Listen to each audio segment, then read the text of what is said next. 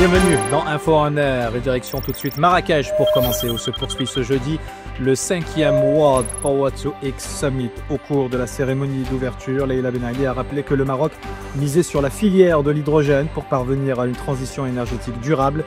La ministre de la Transition énergétique et du Développement durable a également réitéré les ambitions du Royaume de devenir un leader sur le marché mondial de l'hydrogène vert. Les entreprises marocaines cherchent à innover mais doivent encore surmonter de nombreux obstacles. D'après l'étude menée par la fondation Genji, la moitié des dirigeants interrogés pointent du doigt l'accès au financement comme principal défi.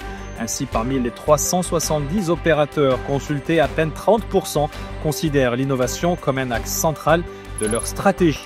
Les recettes du tourisme ont franchi un nouveau record pour s'établir autour des 88 milliards de dirhams à fin août, des chiffres en progression de 14% sur un an, des performances qui font du mois d'août dernier le meilleur jamais enregistré. Sur cette même période, quelques 13,5 millions de touristes ont visité le royaume.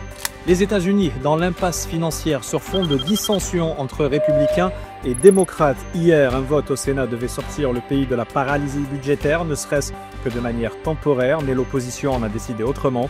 Conséquence directe, des centaines de milliers de fonctionnaires considérés comme non essentiels se sont retrouvés au chômage technique.